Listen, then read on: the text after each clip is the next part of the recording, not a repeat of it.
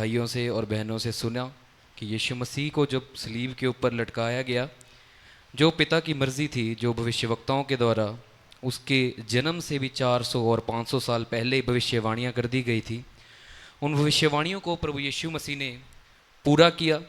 और जो वचन प्रभु यीशु मसीह ने सलीब के ऊपर से कहे, उनके बारे में हमने थोड़ा थोड़ा सबसे सुना।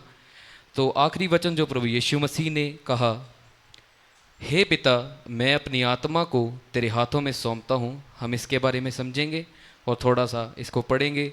लूका उसका 23वां अध्याय उसकी 46 आयत से 46। लूका उसकी 23वां अध्याय उसका 46वीं आयत 46 आयत से हम पढ़ेंगे। और यीशु ने बड़े शब्द से पुकार कर कहा, हे पिता, मैं अपनी आत्मा तेरे हाथों में सौंपता हूँ। और ये कहकर प्राण छोड़ दिया।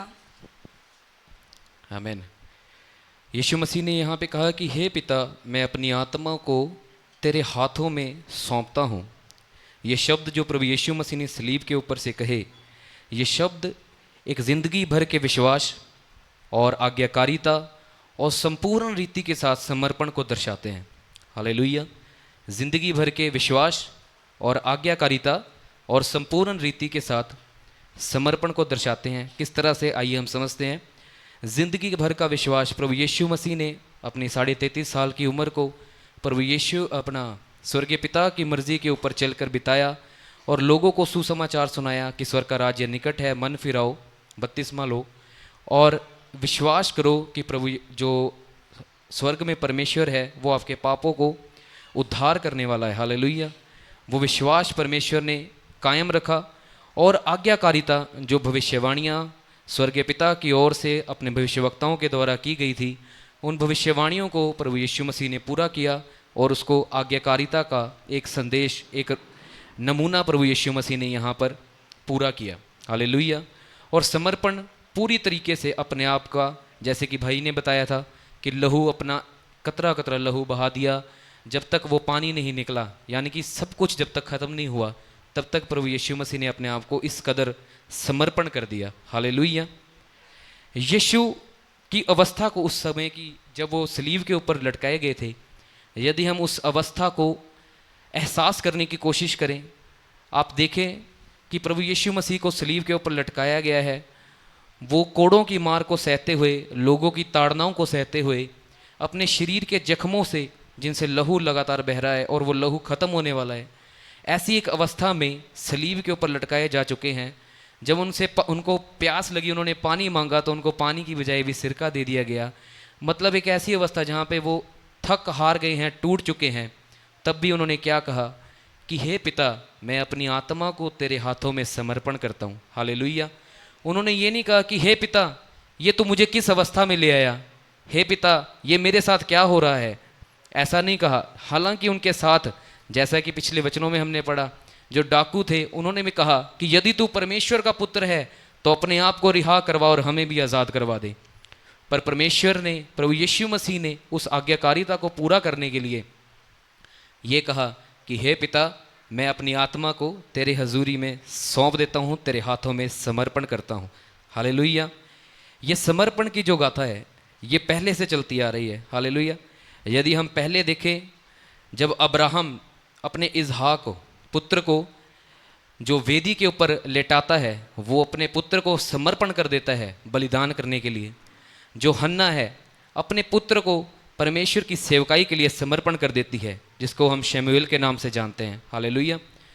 अयूब का समर्पण देखें, वो किस तरह से समर्पण करता है। वो कहता है कि परमेश्वर ने दिया, परमेश्वर ने लिया, परमेश्वर का नाम धन्य हो। हालेलुया।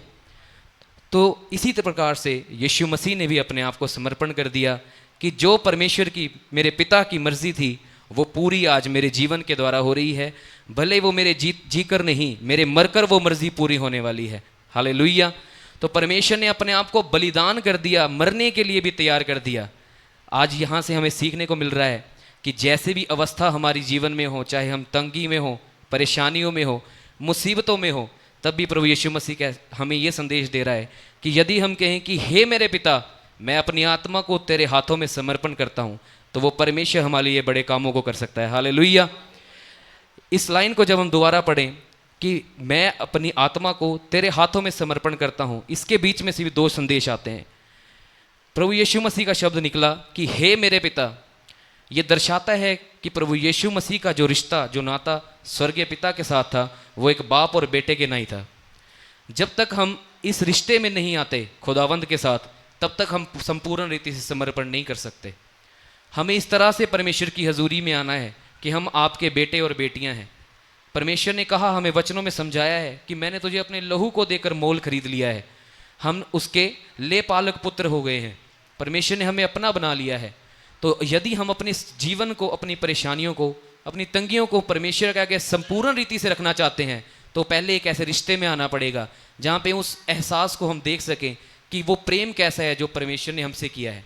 क्या सचमुच आज ये जानने की ज़रूरत है कि सचमुच क्या हमारा रिश्ता स्वर्गीय पिता के साथ एक बाप और बेटे के नहीं है, एक बेटी और बाप के नहीं है, या हम सिर्फ यहाँ पे चर्च में आ रहे हैं या परमेश्वर का नाम ले रहे हैं अपने स्वार्थ के लिए या डर की वजह से। पिछले दिनों मैं बात कर रहा था पास्टर जी के साथ, तो मैंने बताया बात की, पास्टर जी कहते हैं कि हरी तुम्हें क्या लगता है कि लोग प्रार्थना क्यों करते हैं? मैंने कहा पास्टर जी कि लोगों का प्रार्थना करने का सिर्फ दो मकसद है, इसके ज़्यादा कोई और मकसद नहीं है।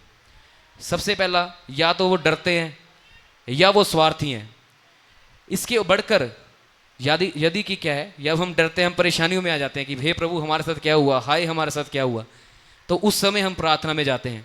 या हमें कुछ परमेश्वर से चाहिए है कि प्रभु ये हमारी मजबूरी है, ये हमारी तंगी है, आप इसे पूरा कीजिए, क्योंकि हम जानते हैं परमेश्वर तो दयालु है, वो सब कुछ कर देता है। तो हम ऐसी अवस्थाओं में परमेश्वर की हजूरी में जाते हैं, जबकि परमेश्वर ने क्रूस के ऊपर से एक ऐसा आपको संदेश दिया है कि इन सब से ऊपर उठकर एक बाप और बेटे के नहीं, ऐसे रिश्ते में, गहरे रिश्ते के साथ आप परमेश्वर की हजूरी में आए। हालेलुया। उसके आगे परमेश्वर ने कहा कि मैं अपने प्राण को तेरे हाथों में समर्पण कर देता हूं। यहां परमेश्वर ये दर्शा रहे प्रभु यीशु मसीह कि मेरी मृत्यु तो होने जा रही है, पर ये स्टोरी का एंड नहीं है, यहाँ पे कहानी ख़त्म नहीं हो रही है। आज से 2024-25 साल पहले प्रभु यीशु मसीह के मरने के बाद स्टोरी शुरू हुई है। हालेलुया। वो कहानी आज शुरू हुई है, जिसका जो बेदारी, जो परिवर्तन हम देख रहे हैं, वो 2024 साल पहले एक मनुष्य के पुत्र, जिस वचन में लिखा है परमेश्वर का पुत्र क्या हुआ, मनुष्य का पुत्र बनकर बलिदान हो गया। उसके बलिदान के द्वारा आज हम जीवन की कहानी को शुरू कर रहे हैं। हालेलुया। जोरदार तारीफ करें परमेश्वर के नाम की। आमीन। तो जब प्रभु यीशु मसीह ने अपने प्राण को त्याग दिया, उन्होंने ये संदेश दिया कि मेरा शरीर जो नाशवान है वो तो खत्म होने के लिए हो सकता है कब्र में रखा जाएगा, पर जो मेरी आत्मा है वो सदा काल तक जीवित रहेगी। और वहीं से परमेश्वर ने एक बड़ा चमत्कार करके दिखाया। वो मरा, उसको मारा गया, गाड़ा गया, वो तीसरे दिन मुर्दों में से जी उठा। हालेलुया। जिसके जो गवाही आज भी हम देते हैं, वो परमेश्वर आज भी जीवित है, वो मुर्दा नहीं है, वो जिंदा खुदा है। इसीलिए वो हमें कहता है कि संपूर्ण रीति से मेरे बेटे और मेरी बेटी मेरे आगे समर्पण करो। तुम्हारी क्या परेशानी, क्या तंगी है, वो हमारी प्रार्थना को सुनकर उसका उत्तर देगा। हालेलुया। तो आइए हम दो शब्द प्रार्थना को करेंगे। अपनी आंखों को बंद करें। महान अनुग्रहकारी सामर्थ्य परमेश्वर, हम अपने शरीर, आत्मा, प्राण को खुदावंद जी आपके हाथों में समर्पण करते हैं। खुदावंद, खुदा बाप, जैसे प्रभु यीशु मसीह ने अपने प्राण को प्रभु जी आपके हाथों में समर्पण कर दिया, खुदावंद आज हम अपनी अवस्थाओं को, अपनी परेशानियों को, अपनी तंगियों को, अपने सोचों को, विचारों को, उठने को, बैठने को, हर बात को प्रभु जी आपके हाथों में समर्पण करते हैं खुदावंद। और परमेश्वर, हम कहते हैं कि खुदावंद हमारी ही नहीं परंतु सदा आपकी मर्जी हमारे जीवनों से पूरी होती रहे। आमीन, आमीन।